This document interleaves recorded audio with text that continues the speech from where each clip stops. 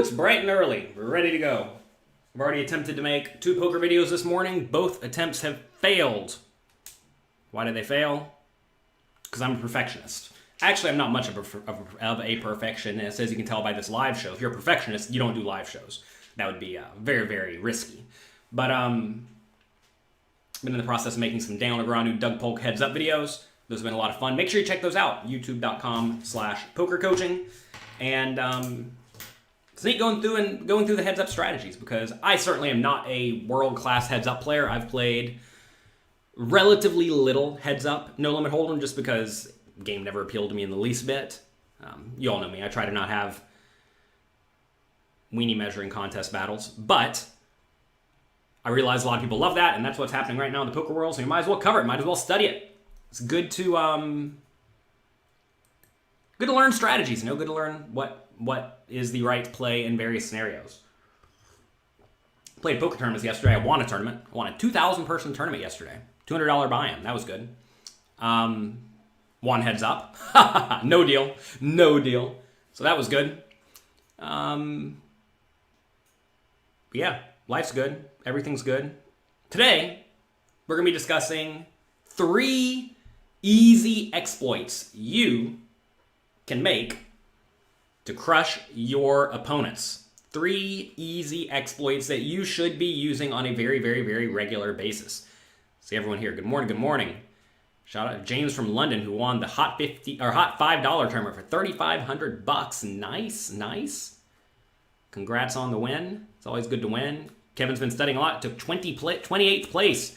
Ooh, I had a 28th place yesterday in a big tournament too. 23rd place. That was a tough one. First was 400K, and that one I only got less. Let's see. Deep runs are tough. Poker tournaments are tough because really, you gotta win the tournament. You gotta win the tournament to win any good money. Oh man, poker tournaments are crazy. You either win all of it, win a little bit, or lose a little bit. Just have to make sure the little bit you're starting with is an amount that you were properly bankrolled for. All right, today, let's discuss these 3 easy exploits you should be using against the vast majority of poker players you play against. First one, very common exploit, value bet thin and then fold if raised. You should be betting the flop, betting the turn, betting the river for thin value against the vast majority of small and medium stakes players. And then, if anyone raises you at any point, unless you have a very strong hand, just fold. For example, let's say you raise King Jack and 3 people call. Flop comes King High or Jack High, either one, as long as it's not super coordinated. Say it's like King 7-3, Jack 5-4, something like that. You should probably bet the flop and the turn and the river, assuming you get it heads up going to the turn. And even if it's 3 ways going to the turn, you can still probably just value bet it. And if you do bet these hands and get raised, fold. Take your cards and deposit them in the muck. Don't think that you have to stick around just because you have a very, very strong hand. And to be fair, it is a strong hand. It is a strong hand. However, whenever you get raised, you're very often not in amazing shape anymore, right? You were in great shape, but then once you get raised, you're just not in great shape. So you have to be willing to get out of the way and fold. This is a powerful exploit because most people call a little bit too often, and then most people raise not nearly often enough. So they are not raising nearly often enough, and they're calling way too often. And that allows you to value bet very thinly, or at least slightly thinly. When you say a thin bet, what percentage does that mean in regards to the pot? What a weird way to say, what size should you bet? Okay, Kevin. Typically, you want to bet an amount that can get called by worse hands. So how much is that? It depends on your particular opponents, their strategies, etc. But typically, half-ish pot, something like that. Remember, always ask, what am I trying to get called by? And you're trying to get called by pairs worse than top pair. So how much will pairs worse than top pair call? Usually not a ton, right? So if they won't call a big bet, then clearly a small bet is going to be the play. And you may say, but if I bet small, doesn't that induce my opponents to raise me? Not really. Because the players you're playing against in the small stakes games aren't going to be running big bluffs, right? Aren't small stakes much tougher now? No. Have you ever played live poker? Live poker is super soft. Online poker at the small stakes is super soft. High stakes at the online is super soft. I'm telling you all, I have the biggest win rate I've ever had online since COVID. Poker is currently booming. Now, of course, it's tougher than it was 15 years ago because everything is tougher than it was 15 years ago. So, I mean, like, it's kind of a weird question, right? What do you consider small stakes? It depends on this. Really, the idea of small stakes is kind of asinine because it really depends on who you're playing against, right? The only difference between small stakes and high stakes is the higher stakes players played better, and you're playing against a larger proportion of good players compared to bad players. And the small stakes are playing against mostly bad players who, just don't play anywhere fundamentally sound. Of course, you want to figure out what your opponents do wrong and then adjust accordingly, right? I mean, if I went to Bellagio right now and sat down and played 5-10 no limit, I would do these 3 exploits I'm telling you right now. So is 5-10 no limit small stakes? Like, no, not particularly, but still going to work great. What's the point of betting less than half pot if you're not blocking or raise inducing? You're value betting. The purpose is to get called by worse hands. If your opponent's sitting there with a middle pair, they're not going to call a big bet, right? Because they have middle pair or bottom pair. They're only going to call a small bet with middle pair or bottom pair. If you have any bankroll questions, Tricky Mick, check out jlpoker.com/bankroll. All right. What's next? So we know it's a bet, and then fold if you get raised with your strong marginal made hands compared to, checking behind as you very often should do if you're trying to play fundamentally sound, closer to a GTO strategy. Now, I'm not going to say you should necessarily be betting hands like middle pair for value, but like any top pair is realistically good enough to bet. Everyone wants to know what sites we're playing on now. Everyone. I have a video on which sites Americans can play on. Go to jlpoker.com/USA. That said, I've learned that if you can't say something nice, don't say anything at all, right? Isn't that a saying?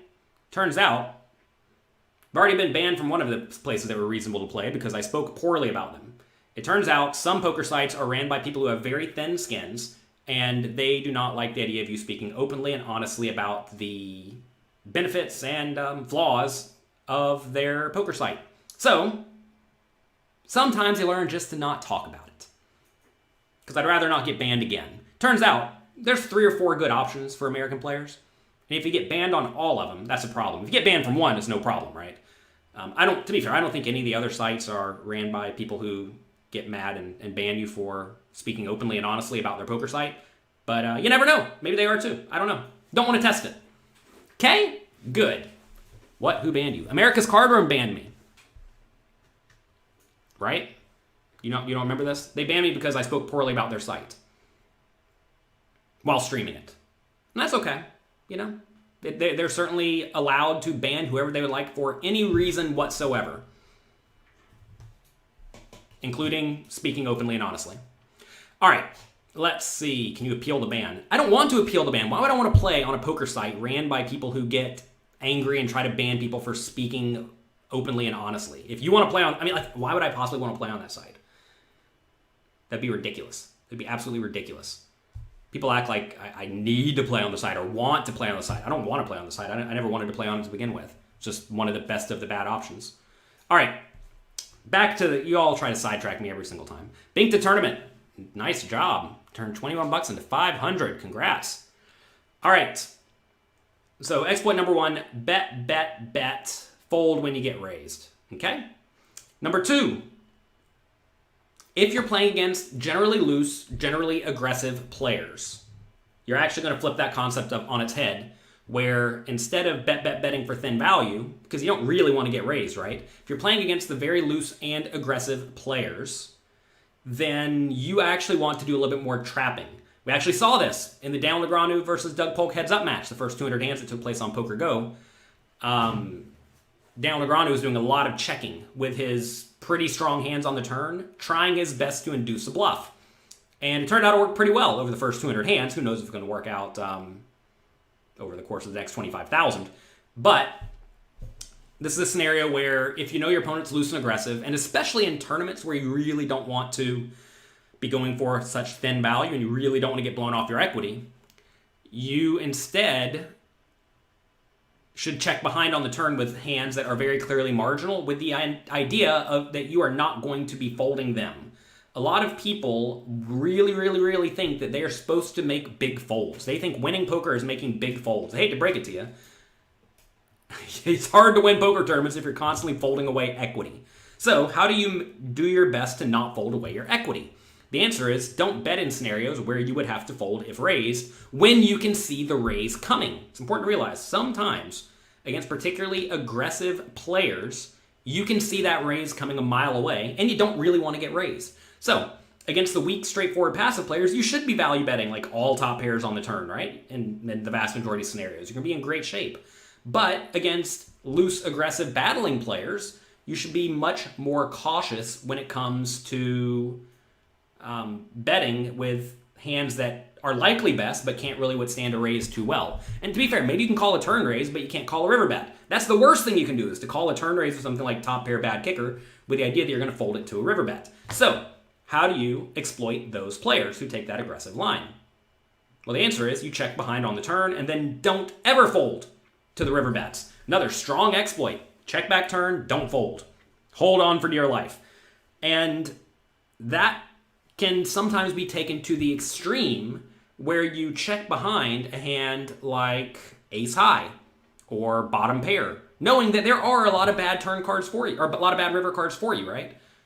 Say there's straight draws, flush draws, etc. You don't really want to bet the bottom pair and get raised, but if you do bet and get raised, you have to fold. So you don't want that. You think you may be getting raised in these scenarios. So in this situation, check back your bottom pair. And as long as the river is not one of the absolute worst cards that completes all of the draws, you should be kind of call happy against the overly loose, aggressive opponents. Okay? All right, let's see. If they check the turn and go all in on the river, do you call that? Well, how much is the river all in? If it's one big blind, yes. If it's 1,000,000 big blinds, probably not all that often. It seems like Negrano was playing exploitatively and trapping too much. I agree. If Doug plays nearly GTO, it won't be plus CV anyway. Matto, so far I've reviewed a few of the hands on youtube.com/pokercoaching. It's available for everyone for free. Go check it out. And neither player is playing, especially GTO, especially on the turn in the river, because it turns out playing very close to GTO on the turn in the river is actually very, very difficult. So the idea that both are trying to play GTO certainly could be accurate, or the idea that Polkin's trying to play GTO could be accurate, but it's hard to play GTO. I'm about to review another hand as soon as I'm done with this video, or this little episode of Little Coffee, where both players are far from GTO again. At what stakes is PIO necessary? I don't think it's ever necessary. I think if you're smart with your resources, you never have to use it. I have not actually personally ran a PIO simulation in like 2 years. I have someone who helps me with that, who does that, and I watch all the content on Poker Coaching Premium.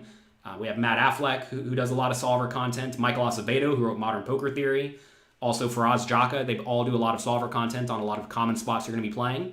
And all you have to do is study all the common spots. And if you study all the common spots, you're going to know how to play 95% of the scenarios you're going to be in pretty close to perfectly. Okay? But, I mean, I don't think you need to be spending $1,000 on a solver and, spending infinite computer resources to mine data and whatnot, especially when you can just get it from me, right? I mean, like, we spent that easily mid 5 figures on like solver data for you that's in our Poker Coaching app, and it's part of the membership. Why would you possibly want to go spend $25,000, $30,000 on this stuff when you can sign up for a membership and get it at a tiny fraction of the cost? That said, I mean, look, if you're going to try to be a world-class professional and you want to devote your entire life to poker, then yeah, you probably should get it. You should study, or you should find someone to outsource it to. That's what all the good players do. They outsource all this stuff. I love how everyone, didn't Doug crush Daniel in the first online session? I think he won 5 buy-ins, which is like normal swing. I thought it was funny. Everybody's like, oh, Negrano crushed Doug in the live hands. No, he won 2.5 buy-ins. Come on, everybody. We're not children here. I know a lot of people want to try to get excited and like hype everything up for no reason. But like in reality, look, one of the two players is probably going to end up winning like, you know, solid mid 6 figures, maybe 7 figures in this thing. So like the idea you're up or down 100K is kind of meaningless. That said, I know everybody wants the hype. They want a hype man. They want to feel excited. I just want to figure out the truth and learn how to play poker to the best of my ability. How do you take home money whenever you win a poker tournament? I usually get a check, but you can get cash if you feel inclined. You consider lines a lot when playing. I'm not sure what you mean by lines. Like drugs? No, you shouldn't be doing lines whenever you're playing drugs. Or you shouldn't be doing lines when you're playing poker. That's usually not a good idea. All right. Let's see. Okay. Let's see. So we discussed exploit number 1, bet, fold when you get raised. Exploit number 2, check behind on the turn when you have a medium strength hand that you know you do not plan on folding, right? That's a good exploit against your opponents. Number 3, something most people don't do. This is going to get some of you in trouble. You're going to come back to me on Wednesday and say that it costs you a bunch of money because you're not going to implement it right. You ready? Tip number 3. 4-bet wide. Very, very often, your opponents are competent enough to pull up a simple pre-flop chart and follow it. They're going to be 3-betting with roughly the correct range, okay? So if they're going to be 3-betting with roughly the correct range, but they're going to overfold to 4-bets, when you're playing deep stacked, you should be 4-betting pretty often. There was a period of time online in tournaments where I was 4-betting all in for like 40, 50 big blinds. Like literally every time I got 3-bet. Because everybody knew 3-bet a lot, people fold too often. Okay, everyone in the player pool, or the majority of the player pool, thinks people fold too often. If they think people fold too often, what should you do? Rip it all in on them because they expect you to be a nit, right? It's very, very important to exploit your opponents. Now, Mark says you don't think you can 4-bet wide because your live opponents only 3-bet with the nuts. Yeah, if you're playing poker in 2001 where people only 3-bet with the nuts, that's kind of mean to say. There are plenty of players who literally only 3-bet with the best hands in small stakes cash games. Completely buy it, completely believe it. If people only 3-bet with the nuts, then obviously don't 4-bet with nothing. Right? This is why I told you, if some of you blindly follow this, it's going to cost you a bunch of money. You have to be able to look at your opponent's strategy and figure out what they do incorrectly, and then exploit it. If your opponent's raised too many hands pre-flop, and then call 3-bets too often because their calling station is what should you do? Just like a logic problem, right? They raise too often, they call 3-bets too often. What's your strategy? Type it in the chat while I read all these things you're talking here.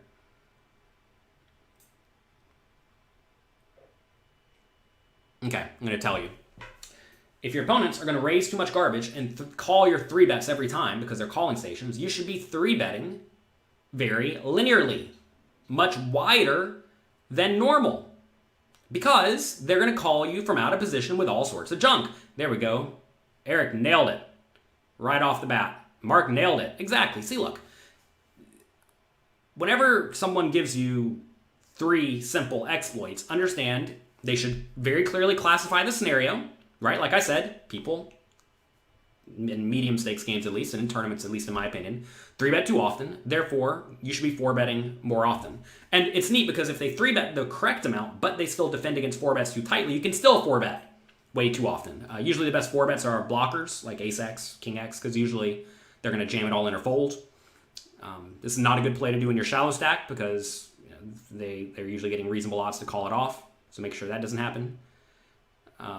So anyway, make sure you are exploiting your opponents appropriately. But like Mark said here, if your opponents literally don't 3-bet because they can't even be bothered to look at a simple pre-flop 3-betting chart, which, like they're all over the internet. They're all free. Go to pokercoaching.com, go to the tool section. It's completely free. Click on downloadable charts. This stuff is not difficult to find. If your opponents can't even be bothered to type poker coaching into Google, well then, good for you. I'm glad you found a soft game. I am glad you found a soft game. It's luck. Life is indeed a lot of luck. I agree. There's a lot of luck in life. Everyone thinks we're playing chess when we're playing life, but we're actually playing poker.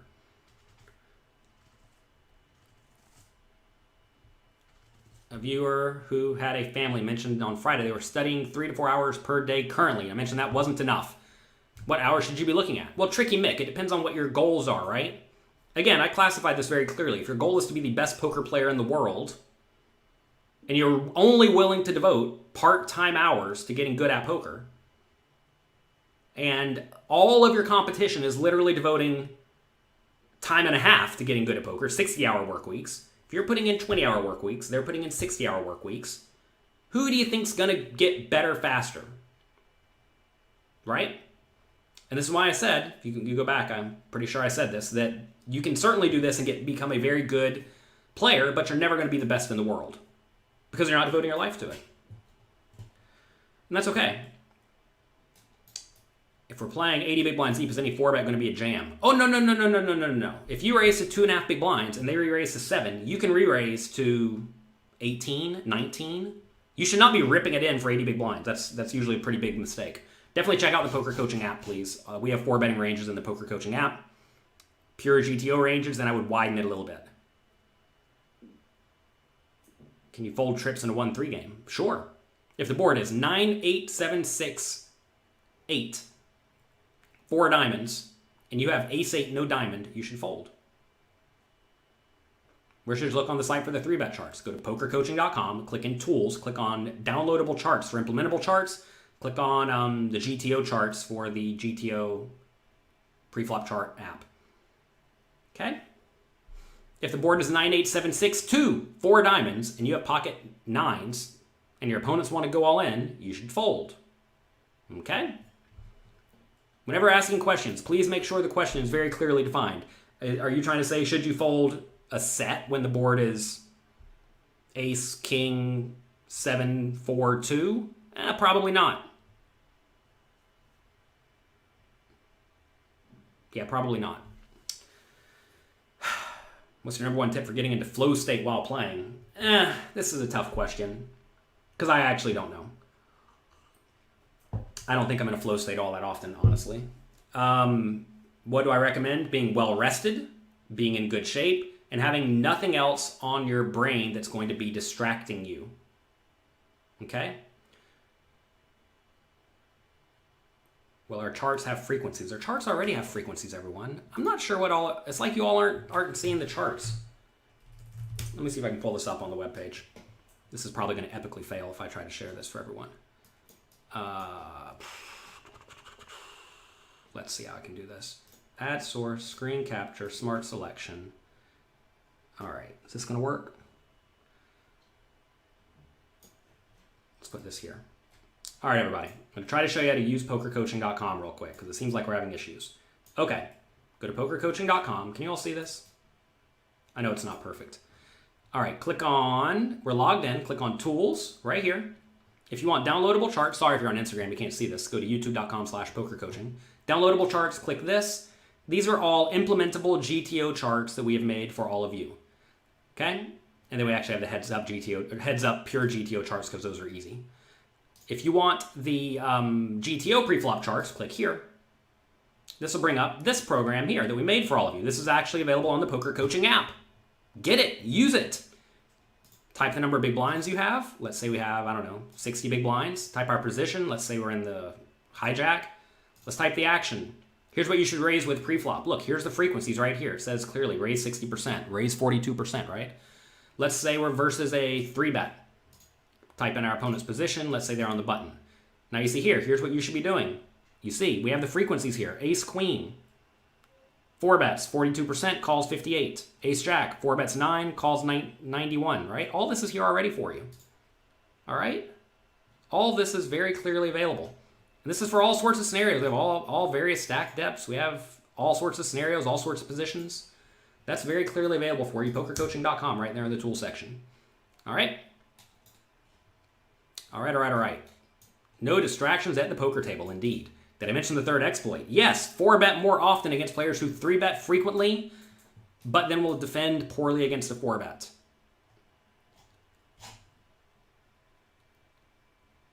All right, let's see.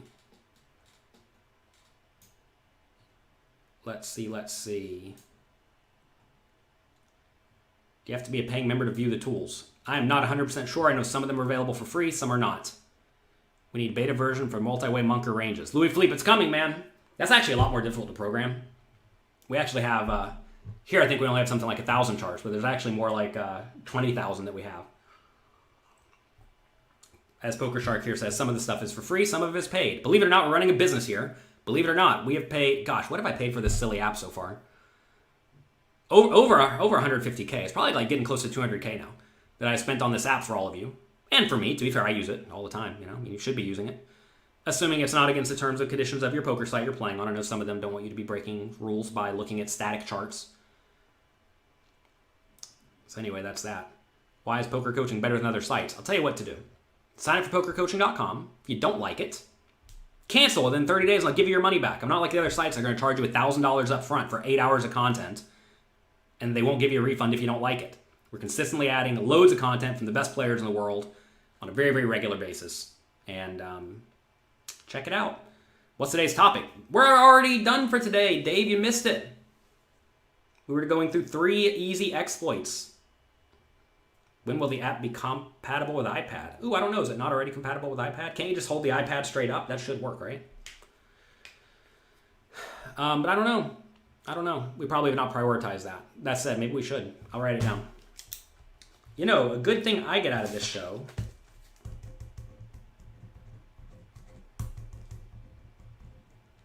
is ideas for things that I need to do.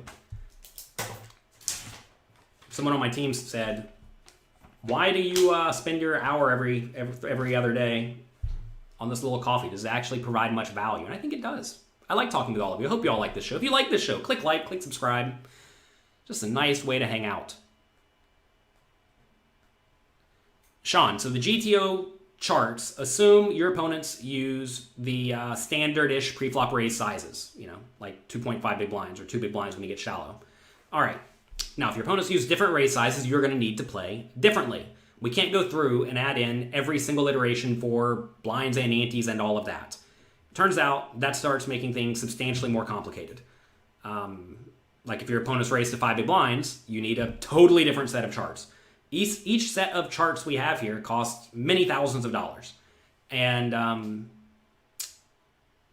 while I am all for trying to get a comprehensive set of GTO charts, I'm also not going to go out and spend $100,000 just so you know the difference between a 5 big blind raise and a 4.6 big blind raise. Okay? You're going to have to use a little bit of logic, a little bit of adjusting, etc., etc. When are the other things coming? Eventually. We have a lot going on right now. I have a tournament masterclass that I've been making for a long time. It is almost finished. That's number one priority right now. Whenever you're making any sort of program, it's important to get not necessarily a minimal viable product up, but a product up that people like and use. And it's become clear that you all like the app and you use the app, which is great. We have data that shows that more and more people are using the app every week, which is good. So we will continue loading money into it, throwing money into the engineering furnace.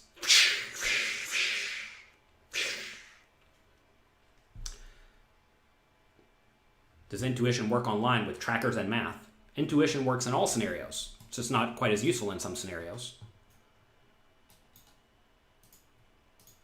Let me see something real quick. Give me just a minute. Okay. Looking around my site real quick. Okay. All right. Good.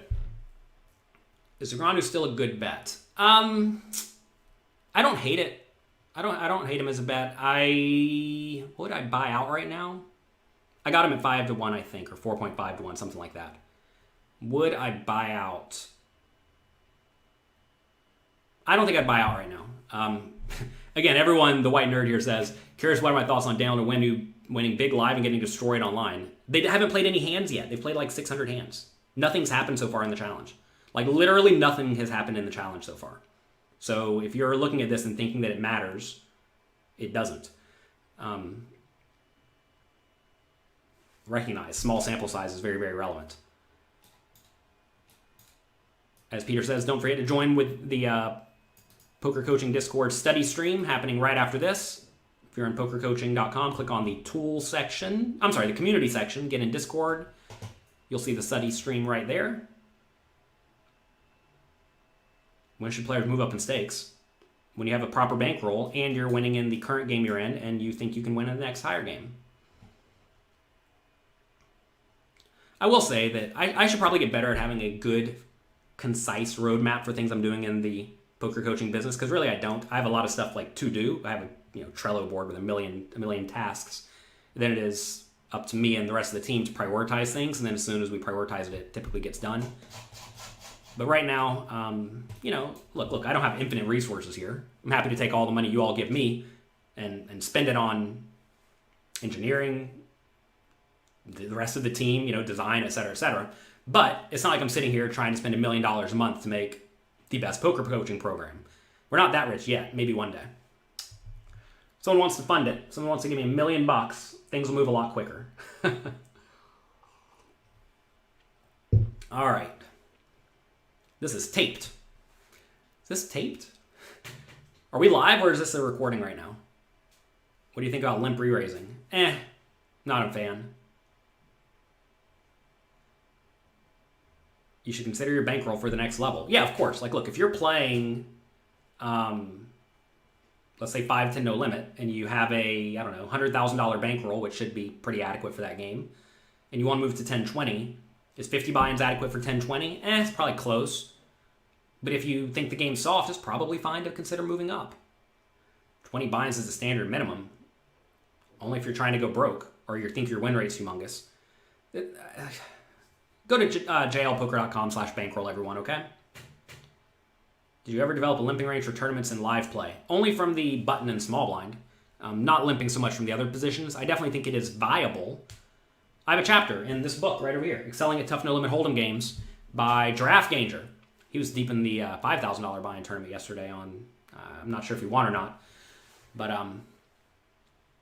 his chapter is on limping at the final table, which certainly makes logical sense, right?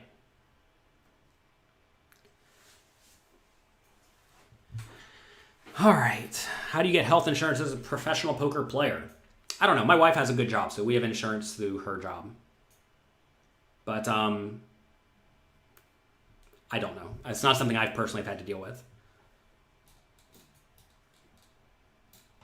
If you need $1 million to speed it along, make Bill Perkins a coach and ask him for some seed money. Yeah, this is the thing, right? I've actually been offered, call it angel investments, many times, and I've always turned it down because we don't need it. We don't need it. All right, I have to go. I have to make another video. I have to do a webinar. Hope you all have a great, great day. I'm going to spend all day after that recording the rest of the tournament masterclass. We're on the river section. The river's fun. The river actually plays very differently than the flop and the turn. Did you know that? And the way you have to explain it to make it very clear and concise is very different. I have something else I spent a bunch of money on. One of my friends is a very, very good teacher. He has a site called Clutch Prep that teaches people how to learn college material because they can't learn it from actually just going to school from the professor because the professor's not all that good at this. And anyway, he's going through and teaching me how to teach, and he helped very much with organizing, getting together the content for the tournament course I'm making. And then it's very, very interesting and very helpful because, I understand how I think, and I understand how the few people working with me think, but I don't necessarily understand how, novice poker players think, or people who... some things may be logical and easy to me, but they may not be logical and easy to other people, right? And the thing is having somebody else consistently ask you who is not a professional poker player, right? He's not a professional poker player. He plays poker, but he's not a pro.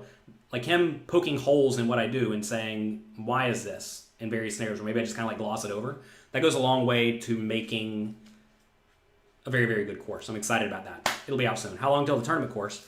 End of November, definitively. If it's not up then, I'll be very unhappy.